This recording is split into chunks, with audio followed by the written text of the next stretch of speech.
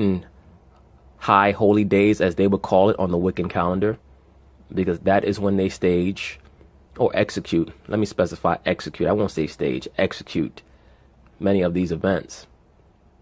And I won't say that they're not real, because they're certainly real to the people who die in them. Many people are fond of saying that these are hoaxes. No, they're not hoaxes. Their God demands real blood, not fake blood. Okay? Their God Baal or Heru, Apollo, Asar, their God demands real blood, not fake blood. One thing has happened in Florida, and that was positive. We got a bill signed, and that was good. That's not going to stop there, though, because it's just the beginning. It was barely anything. It was important, but as Jackie said in 60 Minutes, it would not have stopped what had happened at our school. We're fighting for that change. I think what... Now notice how she always looks to him whenever she goes on one of her little spiels. I'm not saying that she's dumb or anything like that. She is someone who enjoys attention. That's very clear. It's clear by her appearance, by the cult of personality that she's created, by how she depicts herself with her haircut, etc. Her declaration that she is a quote-unquote bisexual, aka pansexual. That's why I tell you, brothers, always watch who they choose to make the forefront or the leadership in these movements. They will almost unerringly be pansexuals. Unerringly. Why is that? Because these movements are Marxist. Marxism is Luciferianism. Read up on Stalin and Lenin and many of the early Bolshevik leaders. They were pedophiles and homosexuals, right? Allegedly. But read up on them. There's information like that out there about them. But when you see that term movement, 99% of the time, it is Marxist, aka Luciferian, aka to assist in making sure that the global government is able to run with impunity for perpetuity. I think what's important to realize with that law, too, is there are a lot of loopholes in it. You can be 18 and buy a gun privately still under that law. And a lot of gun purchasers are purchased that way. And it doesn't take care of the gun show loophole. It doesn't require a universal background check that has 97% support among constituents. It doesn't cover so many basic things that have widespread support on both sides of the aisle. And that's the part that I hate most about it. Let me say this very quickly. This is what's known as a red herring. They're saying that they want to stop the ability of an 18-year-old to purchase a machine gun. Well, the ability to purchase a machine gun is not why the Parkland shooting occurred or why the Marjorie Stoneman shooting occurred. Let me specify. That occurred because that person, Nicholas Cruz, he was armed by a certain entity that needed to utilize him. You don't work at the job that he was working and be able to build up an armory like that. There's no way in the world that he was able to do what he did without some form of assistance or training or being armed. There's no way in the world. Beyond that, even if they were to change the gun laws to make it legal only for people 21 and above to purchase any form of gun or artillery, if someone who's 17 or 16 has a mental issue and they decide that they want to shoot up their school, all they have to do is steal the gun. So that's how you know that they're trying to demonize legal gun owners for an issue that's really not about people who legally arm themselves. It's about people who, number one, have some type of mental issue and also are potentially able to acquire their artillery by some form of skullduggery or by a nefarious means. But yes, their target is definitely the legal gun owners. But they're trying to couch it in, oh, we never want this to happen again in a school. Well, black kids have been getting shot for the last 50, 60 years. Nobody has cared. That's why they have to make the face of this a Caucasian boy and a female that is sexually nebulous. One thing that stood out from your interview with 60 Minutes was you called yourself the mass shooting generation. And, you think about the post 9/11 generation, right? You really put into context what you as students experience. How has that impacted you, even before that deadly shooting? How has that impacted you on a day-to-day basis? I think on a day-to-day basis, the fact that we even have to talk about having active shooter drills, it's distracting from our school life. It's distracting from us just trying to be American kids and live our own lives, because we're turning our schools into war zones. And when we add guns there, I think we're just going to make it even worse. Even after we included all this new legislation, we required training for all these teachers. We required psychological checks to make sure that they're okay, and we made sure that they were well trained and had background checks. Why not just do that for every single person? I just want to point out, as a young woman, it always feels like you're living in a war zone. There's nothing that you can't be oblivious to.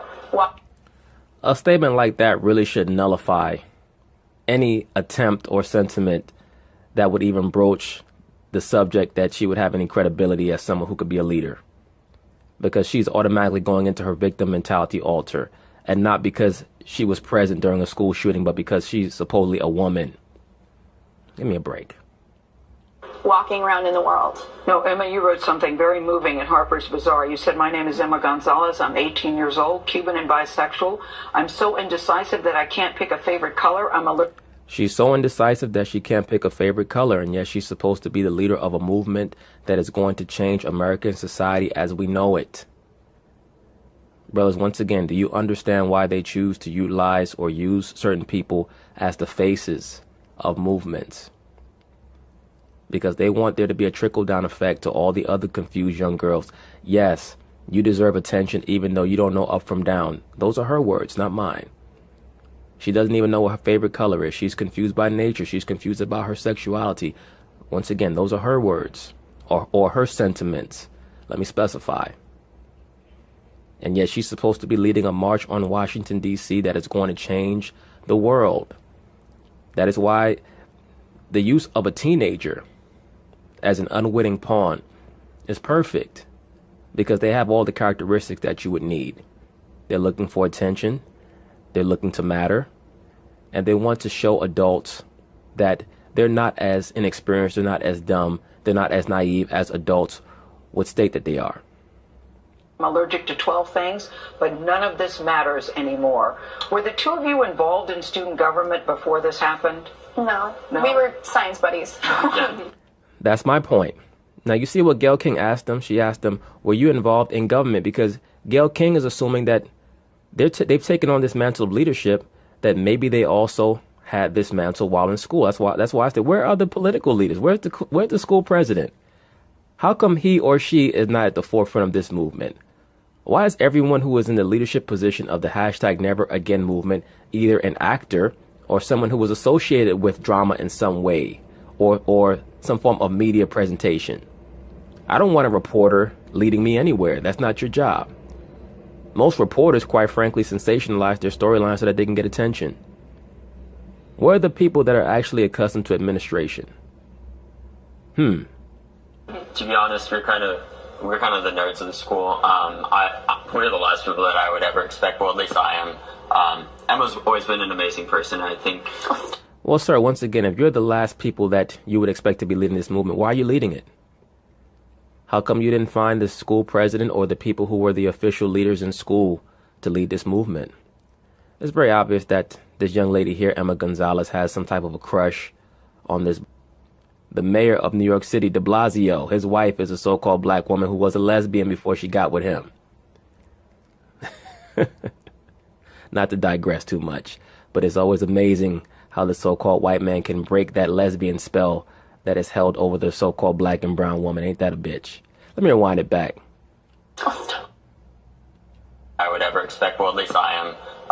Emma's always been an amazing person, I think. I even called her the day before the shooting. Say what? Just to say how, because I just finished up the documentary that I spent 2 months working on, and she played a heavy role in that.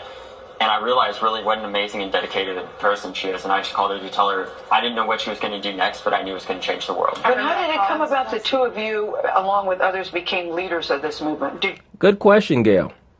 Did you all get together? Did you all talk about it immediately? What happened? So here's what happened there. I got a text that, like, well, we're, the day of the rally, right? Yeah. So David's like, these guys are going to take us out to dinner. I'm like, all right. So they're like, we're going to pick up Cameron on the way. And I'm like, cool, Cameron Kasky, I know him. He was in Little Shop of Horrors. And yes, he was an actor. we go pick him up. He's not wearing pants. And he was like, give me 1 second. And that was pretty much, that's the entire relationship with Cameron right there. It's like, usually, none of us are usually wearing the right amount of clothes. You're talking, And which rally are you talking about, Emma? the rally where I gave the speech. Okay. And But I mean, but how did it come about, though, that shortly after the shooting that the two of you really became a voice of this? That's what I'm talking about. Now, you see, Gail sees that there's something rotten in Denmark as well. And did you see the rather silly story that this person, Emma Gonzalez, related when asked a serious question?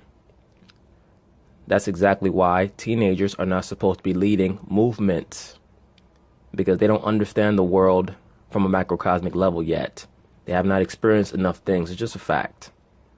This person, David Hogg, he's had training in regards to how to speak and how to present himself. That's clear. Once again, do I think that he's a quote-unquote crisis actor? No, I don't. But I do believe that he was a plant, that he was brought over and placed in that school for this event so that he could be brought to prominence. This is going to be used as a springboard for his own career. And very early on, you had that videotape. Yeah, I think the way that we really came about it. Yes, very early on you had that videotape. That's what Gayle King said. I'm not saying that. Gayle King specified that. About as a voice initially, even the day of the shooting, I went on news and did a hit with 5 million people viewing live, and then within the next couple of days, I was supposed to be on Anderson, but I was supposed to be on it again, and they didn't want me on there twice. So I called Emma and I was like, "Hey, do you want to go on there?" And that's where she did her first live interview. Right, but David Hogg, why did you call Emma? Why didn't you call the class president? Someone who's normally accustomed to some form of leadership or representation or decision making. Why'd you call her? Emma, what's the most encouraging thing any politician has said to you? Actually, Ted Deutsch has been pretty cool. And, you know, there have been some people on Twitter who are like, you know, keep fighting out there, but they're not actually, and I know that the wheels of bureaucracy turn very slowly, but they're not actually doing anything. At least that's what it feels like. And I feel like everybody needs to try harder. Like, politicians need to step up their act. You wrote in your report, kids. You know, politicians are an easy whipping boy, but you have to understand, politicians basically are like the bouncer at the club. It's not their job to help you get in the club. It's their job to really keep you out, because they don't really have any power. Their job is just to basically tell the people what they feel like the people want to hear. That's why I tell you, brothers, you cannot look to a politician to assist the so-called black community. Politicians are like crops that you have to grow them in your own field. You have to water them, meaning what? They have to be raised understanding what their job is going to be for the so-called black community. And then you put them in power, and if they don't do what you want, then you expose them. That's how all these other communities operate. That's why certain politicians do things for certain communities, because they know that if they don't, their file's going to be opened, they're going to be exposed. It's not the job of a community to ask a politician what they're going to do. It's the job of a community to tell a politician what they're going to do. I'm going to say it again. It's not the job of a community to ask a politician what they're going to do. It's the job of a community to tell a politician what they're going to do. And if not, they're going to be exposed, embarrassed, and totally disenfranchised. Kids are acting like adults, and adults are acting like kids. Mm-hmm. Because kids had become a dirty word. Like, you're acting like children. That's offensive, is to be called a child. And that's the new catchphrase now. Whenever anything is spoken that somebody doesn't like, they claim that it is quote unquote offensive to try to shame you out of speaking the truth. To be quite frank with you, this young lady here is very immature. That's extremely obvious, especially when you see how she responded to Gayle King's very serious question. No one cares about the fact that you picked up your actor friend and he had no pants on. All that shows is that he's not really sincere either. They're just able to deliver their lines very well. And in fact, we've been raised in this school environment to show what an adult should be. We're being raised and we're being pushed into the real world so quickly. We're never learned how to balance a checkbook. We learned how to balance a checkbook in 5th grade. We're expected to know all this stuff when we leave high school, just in case we don't make it to college. I think what's important to realize here is that the one thing that the NRA is trying to push right now is they're trying to make sure that we forget about this. They expect... Now, did you see after she went on her little spiel, David Hogg understood that, okay, I have to reel her back in. That's how you know that she's just a prop. It's very important that they shine a light on her, because they understand that she's going to be an inspiration to many of the other sexually confused young females out there that are looking for attention. Our generation to have a short attention span if we are not going to let that happen, because the second that we forget about this, it can and it will be you. Which is one of the reasons why you delayed the rally, the nationwide rally for this coming up Saturday. We've heard your voices loud and clear. What is your message to other high school students across the country who also are part of the mass shooting generation? I Get think, out there and vote. Yeah, our message Register to is vote. make sure that you get out there and vote. Make sure that you are registered to vote so you can vote in primaries, and make sure that you stay educated for the